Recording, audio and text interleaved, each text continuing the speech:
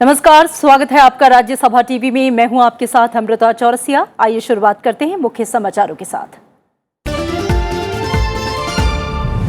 17वीं लोकसभा के पहले सत्र की शुरुआत। प्रधानमंत्री नरेंद्र मोदी ने संसदीय लोकतंत्र में सक्रिय विपक्ष की भूमिका को बताया महत्वपूर्ण। कहा, जन कल्याण को प्राथमिकता देते हुए सदन की गरिमा को ऊपर उठाने का करें प्रयास। जनहित से जुड़े मुद्दों पर निष्पक्ष भाव से काम करने की अपील।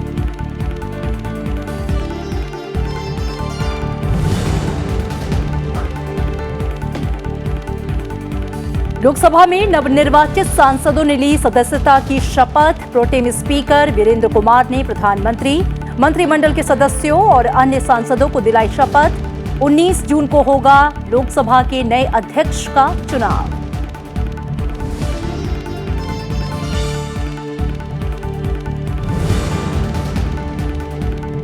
पश्चिम बंगाल में एक हफ्ते से जारी डॉक्टरों की हड़ताल होगी खत्म। मुलाकात के दौरान मुख्यमंत्री ममता बनर्जी ने मानी नाराज डॉक्टरों की मांग। आज हड़ताल की वजह से कई राज्यों में पड़ा स्वास्थ्य सेवाओं पर असर। डॉक्टरों की सुरक्षा से जुड़ी याचिका पर सुप्रीम कोर्ट में कल होगी सुनवाई।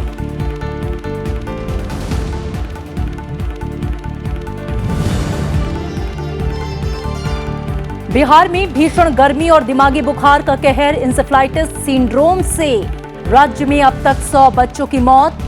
गर्मी और लू के चलते गई 61 लोगों की जान। राज्य के सभी सरकारी और सरकारी सहायता प्राप्त स्कूलों को 22 जून तक बंद करने का आदेश।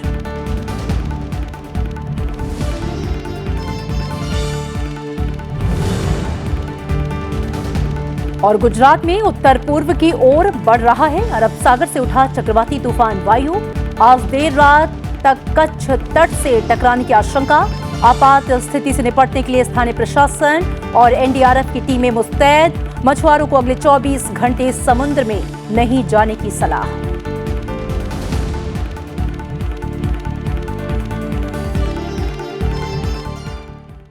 नई सरकार के गठन के बाद 17वीं लोकसभा का पहला सत्र आज से शुरू हो गया, जो 26 जुलाई तक चलेगा। संसद का यह सत्र 40 दिनों तक चलेगा और इनमें लोकसभा की 30 बैठकें और राज्यसभा की 27 बैठकें होंगी। 17वीं लोकसभा की पहली बैठक के मौके पर शुरुआत में थोड़ी देर के लिए मौन रखा गया। लोकसभा महासचिव चुनाव आयोग की तरफ से पेश 17वीं लोकसभा के लिए निर्वाचित सदस्यों के नामों की सूची सभा पटल पर रखी।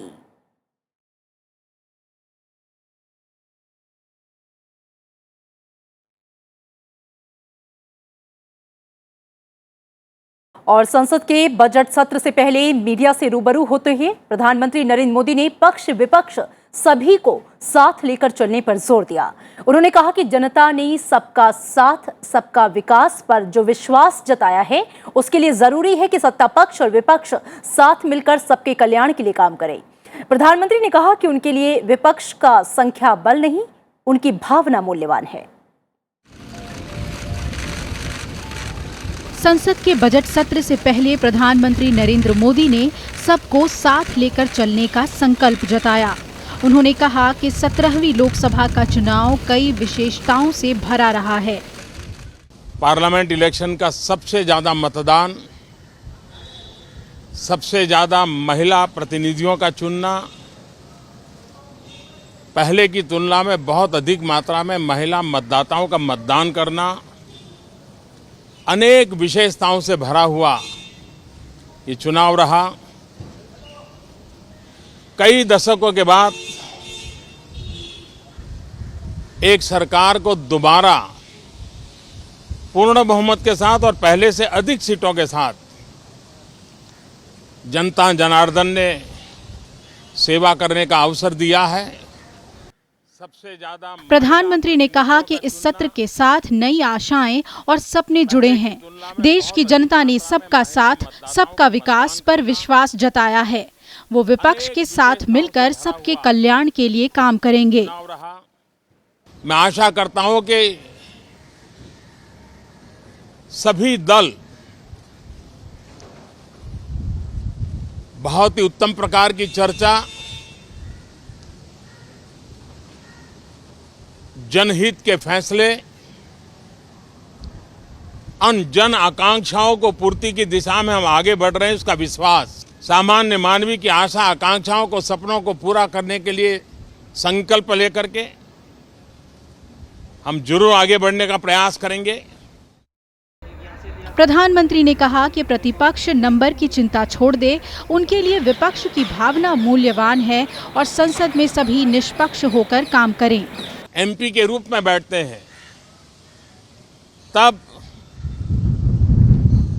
पक्ष विपक्ष से ज्यादा निष्पक्ष का स्पिरिट बहुत महत्व रखता है और मुझे विश्वास है कि पक्ष और विपक्ष के दायरे में बंटने के बजाय निष्पक्ष भाव से जन कल्याण को प्राथमिकता देते हुए हम आने वाले 5 साल के लिए इस सदन की गरिमा को ऊपर उठाने में प्रयास करेंगे। मुझे विश्वास है कि पहले की तुलना में अधिक परिणामकारी हमारे सदन रहेंगे। प्रधानमंत्री ने सभी नए सांसदों का स्वागत किया। उन्होंने कहा कि 17वीं लोकसभा में नई ऊर्जा, नए विश्वास, नए संकल्प, नए सपनों के साथ मिलकर आगे चलें। Bureau report, Rajya Sabha TV. 17वीं लोकसभा की कार्यवाही शुरू होने से पहले बीजेपी सांसद वीरेंद्र कुमार को राष्ट्रपति रामनाथ कोविंद ने राष्ट्रपति भवन में प्रोटेम स्पीकर पद की शपथ दिलाई। इस दौरान उपराष्ट्रपति एम वेंकैया नायडू, प्रधानमंत्री नरेंद्र मोदी समेत कई केंद्रीय मंत्री मौजूद रहे। प्रोटेम स्पीकर वीरेंद्र कुमार नए अध्यक्ष के चुनाव तक सदन की कार्यवाही को सुचारू रूप से संचालित करने की जिम्मेदारी निभाएंगे।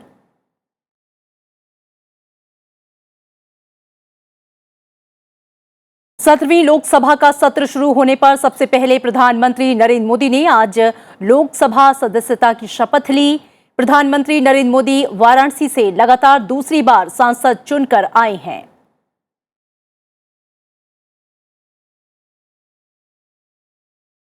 मैं नरेंद्र दामोदर दास मोदी जो लोकसभा का सदस्य निर्वाचित हुआ हूं, ईश्वर की शपथ लेता हूं कि मैं विधि द्वारा स्थापित भारत के संविधान के प्रति सच्ची श्रद्धा और निष्ठा रखूंगा। मैं भारत की प्रभुता और अखंडता अक्षुण्ण रखूंगा तथा जिस पद को मैं ग्रहण करने वाला हूं उसके कर्तव्यों का श्रद्धापूर्वक निर्वहन करूंगा। प्रधानमंत्री नरेंद्र मोदी के बाद पैनल ऑफ प्रिसाइडिंग ऑफिसर्स के सुरेश, ब्रजभूषण शरण सिंह और भृतृहरि मेहताब ने सदस्य के तौर पर शपथ ली।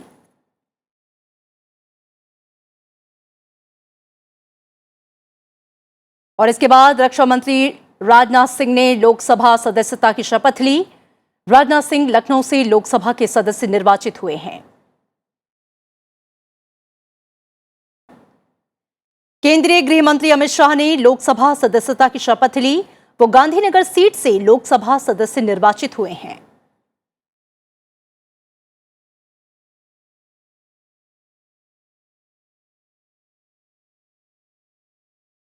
मैं अमित अनिल चंद्र शाह जो लोकसभा का सदस्य निर्वाचित हुआ हूं, ईश्वर की शपथ लेता हूं कि मैं विधि द्वारा स्थापित भारत के संविधान के प्रति सच्ची श्रद्धा और निष्ठा रखूंगा।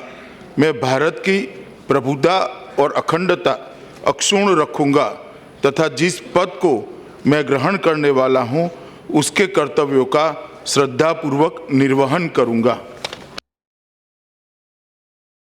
केंद्रीय सड़क परिवहन और राजमार्ग मंत्री नितिन गडकरी ने लोकसभा सदस्यता की शपथ ली। वो नागपुर से लोकसभा के लिए निर्वाचित हुए हैं।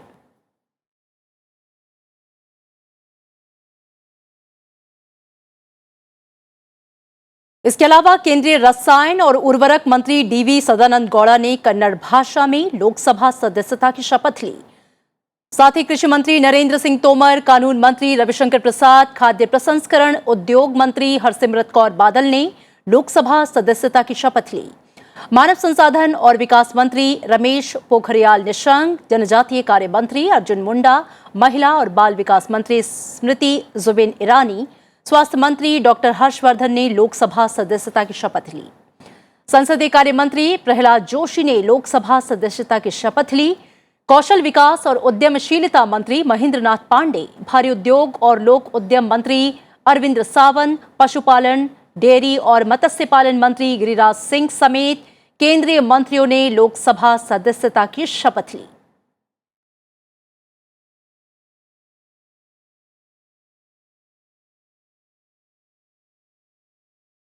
इसके बाद सांसदों को उनके राज्यों के क्रमवार के हिसाब से शपथ दिलाई गई।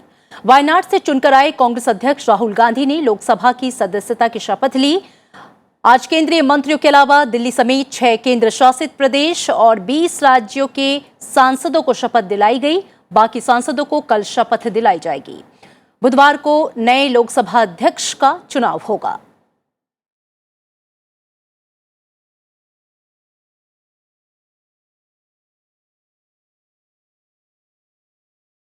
और 17वीं लोकसभा के पहले सत्र को लेकर संसदीय कार्य मंत्री प्रहलाद जोशी से खास बातचीत की राज्यसभा टीवी ने। तो सर, ये 17वीं लोकसभा जो है वो शुरू हो गया है कामकाज आपका, और बहुत भारी भरकम एजेंडा है। खासतौर पर आप विधायी मामलों को भी ले लें, बजट भी है और बहुत सारे विषय हैं जिन पर चर्चा होनी है। अगर पिछले अतीत में जाएं तो अपोजिशन का रवैया बहुत सकारात्मक नहीं रहा है, ठीक से नहीं चला। इस बार मैं देख रहा हूँ काफ़ी कोशिश की है आपने, सोनिया गांधी से लेके गुलाम नबी आज़ाद तक अपोजिशन लीडर से मिले हैं। क्या उम्मीद है सर आपको? मैं उम्मीद तो है सबसे, मेरा मुलाकात भी हुआ है, मैं रिक्वेस्ट भी किया हूँ जी। ये चुनाव में तू मैं हो गया है अभी जी जी। अभी तो समय है काम करने का। अभी ऐसे बहुत बड़े चुनाव भी नहीं हैं जी जी। ऐसे 3 राज्य का है, लेकिन अभी टाइम है इसके लिए। जी। इसके लिए जब चुनाव नहीं है, ये शांति काल है, कम से कम ये शांति काल में हम सब बैठ के जी वार्तालाप करके, चर्चा करके जो कुछ भी एजेंडा हम पुश करना चाहते हैं देश के हित के लिए, लोगों के हित के लिए, उसके लिए मैंने उनका सहयोग मांगा हूँ।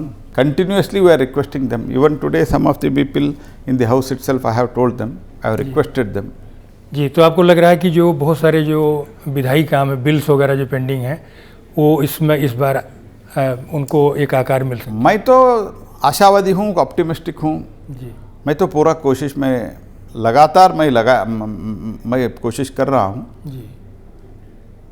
ऐसे तो सबको कन्विंस करने का भी हमारा गवर्नमेंट का कर्तव्य है। रीच आउट होना ये हमारा कर्तव्य है, हम तो कर रहे हैं, देखेंगे क्या होता है। जी, बहुत धन्यवाद सर आपको।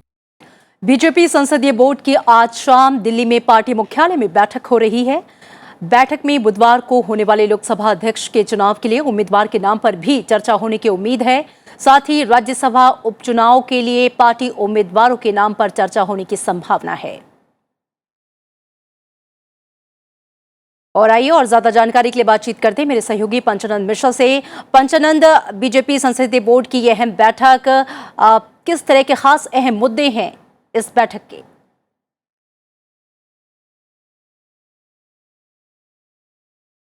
देखिए, संसद का सत्र आज ही शुरू हुआ है और भारतीय जनता पार्टी की जो संसदीय बोर्ड है, जो शीर्ष संस्था होती है निर्णय लेने की, उसकी बैठक भी यहाँ भारतीय जनता पार्टी के मुख्यालय में यहाँ हो रही है। प्रधानमंत्री यहाँ पर अभी बस पहुँचने ही वाले हैं। सारे जो उसके सदस्य हैं वो पहुँच चुके हैं और संसदीय बोर्ड की बैठक में जो एक माना जा रहा है कि एजेंडे में 2 बातें खास तौर पर हैं। एक तो ये है कि लोकसभा का जो अध्यक्ष है, स्पीकर, उसके लिए जो चुनाव होना है, उसके लिए उम्मीदवार किसको तय किया जाए, क्योंकि भारतीय जनता पार्टी एक बड़ी पार्टी बनकर यहाँ पर उभरी है, मेजॉरिटी में है, सरकार बनाई है, तो भारतीय जनता पार्टी की ओर से ही कोई चेहरा होगा। पिछली बार सुमित्रा महाजन रही लोकसभा की अध्यक्ष और इस बार अब भारतीय जनता पार्टी को अध्यक्ष का नाम चुनना है और कल नामांकन भी होना है उसके लिए और परसों यानी कि 19 तारीख को लोकसभा के अध्यक्ष का जो चुनाव है वो होगा। क्या सर्वसम्मति से होगा और कैंडिडेट सबसे पहले कौन होगा? कई नाम यहाँ पर हवा में है और जिनके बारे में अपुष्ट तरीके से कहा जा रहा है। उसमें राधा मोहन सिंह का भी नाम लिया जा रहा है और कई बार पीपी चौधरी जो पूर्व मंत्री रह चुके हैं, केंद्रीय कानून मंत्री, राज्य मंत्री रह चुके हैं। इस तरह के कई नाम हैं। हालांकि उसका अंतिम फैसला भारतीय जनता पार्टी को लेना है, तो संसदीय बोर्ड इस पर भी चर्चा कर रहा है और साथ साथ जो राज्यसभा की जो सीटें हैं जो खाली हुई हैं, जो अभी खास तौर पर जैसे आप बिहार में रविशंकर प्रसाद जीत कर आए, वो सीटें खाली, उड़ीसा में 3 सीटें खाली हुई हैं। इस तरह से जो सीटें खाली हैं और असम की जो सीटें हैं उन पर भी कैंडिडेट्स कौन होंगे उसको फाइनल करने के लिए भी उसमें मुहर लगनी है, तो ये संसदीय बोर्ड की मुहर है। और 5 तारीख को इसके लिए चुनाव भी होना है संसद, ये 5 जुलाई को। तो ये एक मुद्दे हैं। और तीसरा ये है कि भारतीय जनता पार्टी का जो संगठन है, उसका जो संगठन के चुनाव है उन पर चर्चा शुरू हो चुकी है, संगठन के चुनाव की प्रक्रिया शुरू हो चुकी है और संगठन चुनाव के लिए सदस्यता अभियान शुरू हो चुका है। अध्यक्ष का भी फैसला अब से 4 से 5 महीने बाद हो जाएगा। तो उस अध्यक्ष पद के लिए क्या कार्यकारी अध्यक्ष होगा या पूर्व फुल टाइम अध्यक्ष उसका होगा, इन सब बातों पर भी यहाँ पर निर्णय लेने की जो बात है वो संसदीय बोर्ड की बैठक में हो सकती है। तो कई सारे एजेंडे हैं और अब देखना होगा कि क्या निकलता है इस बैठक से। बहुत शुक्रिया पंचानंद इस पूरी बातचीत के लिए और जानकारी के लिए आपका। बीजेपी देश भर में अपना जनाधार और मजबूत करने के लिए एक बार फिर सदस्यता अभियान की शुरुआत करने जा रही है और इस बार पार्टी ने पिछले अभियान के मुकाबले 20% ज्यादा सदस्य बनाने का लक्ष्य रखा है। बीजेपी की तरफ से आज इस अभियान को लेकर पार्टी मुख्यालय में बैठक की गई, जहां पार्टी के राष्ट्रीय अध्यक्ष अमित शाह ने सभी राज्यों के इंचार्ज से मुलाकात की।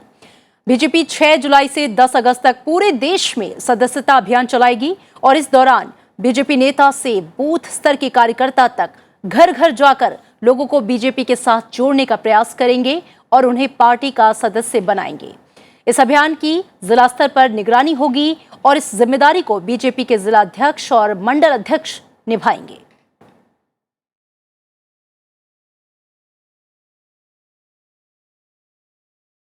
पश्चिम बंगाल में पिछले एक हफ्ते से जारी डॉक्टरों की हड़ताल खत्म करने पर सहमति बन गई है।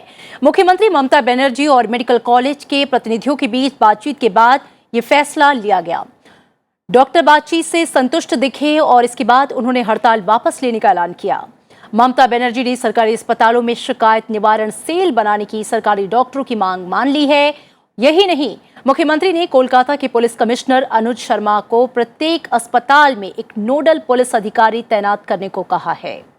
उधर डॉक्टरों के साथ मारपीट की घटना के विरोध में देश भर में आज डॉक्टर हड़ताल पर रहे। आईएमए के बैनर तले देश भर में करीब 3 लाख से ज्यादा डॉक्टर हड़ताल में शामिल हुए। इससे मरीजों को भारी परेशानी का सामना करना पड़ा। वहीं सरकारी अस्पतालों में डॉक्टरों की सुरक्षा से जुड़ी याचिका पर सुप्रीम कोर्ट में कल सुनवाई होगी।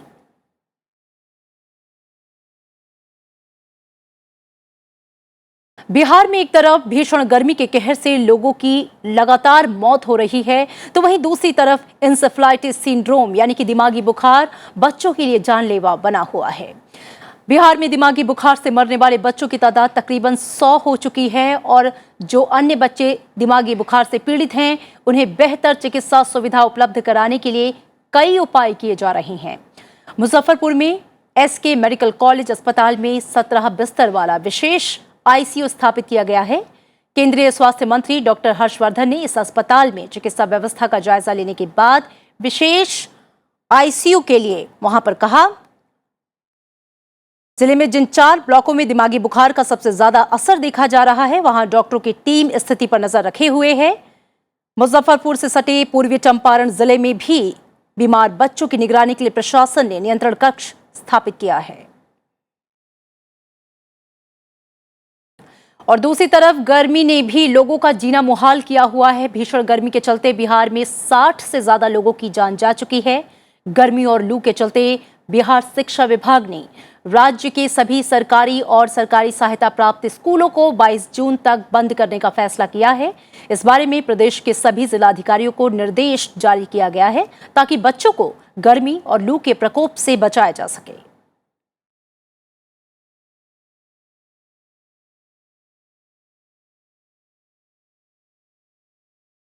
और अब बात करते हैं खबर बजट से जुड़ी खास कवरेज की।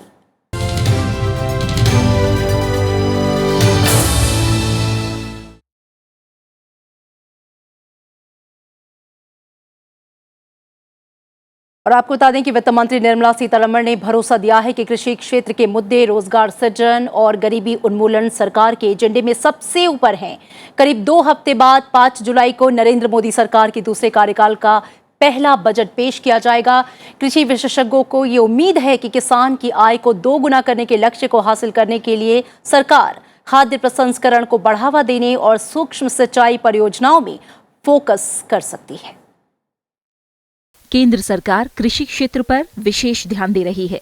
इसके चलते पिछले 5 साल में कृषि के लिए बजट दुगना हो गया है।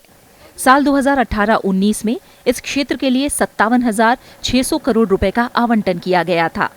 2022 तक किसानों की आय दुगना करने के सरकार के लक्ष्य को देखते हुए आम बजट किसान केंद्रित होने की उम्मीद है। खेती किसानी की कई मुश्किलों में सिंचाई बड़ी समस्या है। मॉनसून की कमी और पानी के ज्यादा इस्तेमाल का नतीजा है कि देश के 91 प्रमुख जलाशयों के कुल भंडारण क्षमता का मात्र 21% हिस्सा बचा है। कृषि क्षेत्र में 80% ताजे पानी की खपत है। इसलिए विशेषज्ञ बढ़ते जल संकट से निपटने के लिए सूक्ष्म सिंचाई को बढ़ावा देने की मांग कर रहे हैं। The surface water availability is a must for keeping the biodiversity and the health of the agricultural systems in proper shape. So that is, I think, one of the biggest issue. Irrigation has become a big issue, and this has to be looked into from different perspectives. व्यापार संवर्धन परिषदों ने सरकार से खाद्य प्रसंस्करण और कृषि निर्यात को बढ़ावा देकर किसानों की आय बढ़ाने पर ध्यान देने का आग्रह किया है। साथ ही जैविक खेती को प्रोत्साहित करने की मांग की है। Our thrust is on organic farming. We should promote it. We should incentivize it. Or else we will just end up being where we are today. We won't progress. The doubling of the growth by 2022 is the Prime Minister's vision. I believe that is possible only if we promote contract farming, we promote incentives on organic foods. And of course, MOPI has done a lot by incentivizing up to 75% of the investments in food parks. सरकार ने पहले ही सभी 14.5 करोड़ किसानों को प्रधानमंत्री किसान योजना के तहत 6,000 रुपए सालाना की मदद देने के निर्णय को लागू कर दिया है। कृषि क्षेत्र की देश के सकल घरेलू उत्पाद में हिस्सेदारी महज 18% है, लेकिन देश की आधी आबादी यानी 60 करोड़ लोग इसमें लगे हुए हैं। देश की करीब 69% यानी 83 करोड़ से ज्यादा आबादी ग्रामीण इलाकों में रहती है। ऐसे में आगामी बजट में सरकार की ओर से कृषि क्षेत्र को विशेष तरजीह देने की उम्मीद है। कृति मिश्रा, राज्यसभा टीवी। और केंद्रीय कृषि, ग्रामीण विकास और पंचायती राज मंत्री नरेंद्र सिंह तोमर का कहना है कि सरकार किसानों की आय दोगुना करने, ग्रामीण अर्थव्यवस्था को रफ्तार देने के लिए काम कर रही है। हमारे साथ हैं केंद्रीय मंत्री नरेंद्र सिंह तोमर साहब। सर, बजट सत्र है। पहले दिन प्रधानमंत्री ने कहा कि ये आकांक्षाओं का सत्र होगा, आने वाले 5 साल आकांक्षाओं के होंगे। आप पर बड़ी जिम्मेदारी है, कृषि मंत्रालय की जिम्मेदारी है, ग्रामीण विकास की जिम्मेदारी है, पंचायती राज की जिम्मेदारी है, करीब आधे से ज़्यादा भारत की जिम्मेदारी आपके पास है। क्या आपको लगता है कि आने वाले सालों में क्या और करने की ज़रूरत है ग्रामीण विकास के लिए? आगामी 5 वर्षों में भी इस दृष्टि से अनेक आयामों को प्राप्त किया जाना है, जिसमें प्रमुख रूप से हर गांव तक सड़क पहुंचे और हर उस आवासहीन को जो गांव में रहता है उसको आवास मिले, यह सुनिश्चित करना है। और इसके लिए भारत सरकार द्रुत गति से प्रयत्नशील है। कृषि के क्षेत्र में प्रधानमंत्री जी ने कहा है आगामी 5 वर्षों में कृषक की आमदनी दोगुनी करने का लक्ष्य रखा है। इस लक्ष्य को पूरा करने के लिए गत 5 वर्षों में भी सरकार ने अनेक कदम उठाए हैं और आगामी 5 वर्षों में भी हमारा यह लक्ष्य है। और इस लक्ष्य को पूरा करने के लिए कृषि मंत्रालय अनेक प्रकार के सुधार कर रहा है और खेती मुनाफे में आए, इस दृष्टि से सरकार मोदी जी के नेतृत्व में पूरी तरह गंभीर है। सर, खासतौर पर किसानों के लिए कई चीज़ें ऐसी थीं जो सरकार द्वारा कहा गया कि किसानों की आय दोगुनी की जाएगी। तो क्या आने वाले सालों में उम्मीद करें कि किसानों की आय दोगुनी करने और जो नया इंडिया का लक्ष्य रखा है सरकार ने, उस लक्ष्य को पाने में 2022 तक सफल होंगे? नहीं, स्वाभाविक रूप से जो लक्ष्य रखा है उसको पहले भी हम लोगों ने प्राप्त किया। जो आगामी 5 वर्ष का लक्ष्य है उसको फिर प्राप्त करेगी भारत सरकार। शुक्रिया हमसे बात करने के लिए। जम्मू कश्मीर के अनंतनाग जिले में आज सुरक्षा बलों और आतंकियों के बीच हुई मुठभेड़ में सेना के मेजर शहीद हो गए। वहीं इस मुठभेड़ में एक अधिकारी और 2 जवान घायल भी हुए। ये मुठभेड़ अनंतनाग जिले के अकिंगम अच्छाबल इलाके में हुई। सुरक्षा बलों को यहां आतंकियों के छिपे होने की सूचना मिली थी, जिसके बाद इलाके की घेराबंदी कर तलाशी अभियान चलाया गया और इस दौरान आतंकियों ने गोलीबारी शुरू कर दी। दक्षिण कश्मीर के अनंतनाग में आतंकवादियों के साथ मुठभेड़ के दौरान सेना के मेजर गंभीर रूप से घायल हो गए थे और अस्पताल में इलाज के दौरान उनकी मौत हो गई। वहीं घायल जवानों का इलाज के लिए सेना के अस्पताल में उन्हें एडमिट कराया गया है। गोलीबारी के दौरान आतंकी मुठभेड़ स्थल से फरार हो गए, जिनकी धरपकड़ के लिए सेना का अभियान जारी है।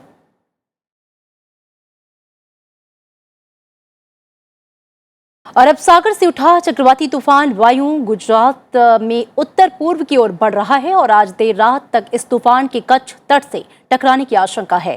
हालांकि मौसम विभाग ने बताया कि वायु तूफान धीरे धीरे कमजोर हो रहा है। मौसम विभाग के मुताबिक वायु तूफान जब राज्य के उत्तरी तट से गुजरेगा तब तक इसकी स्थिति सामान्य गहरे दबाव यानी कि डिप्रेशन में तब्दील हो जाने के आसार हैं।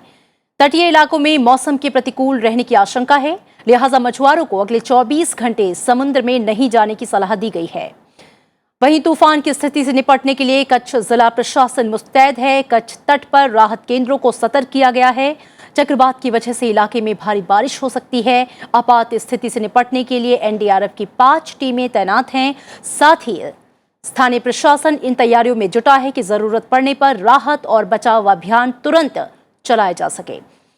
आज सुबह ये तूफान नालिया से करीब 260 किलोमीटर, द्वारका के 240 किलोमीटर और भुज से 340 किलोमीटर दूर पश्चिम दक्षिण पश्चिम में केंद्रित था।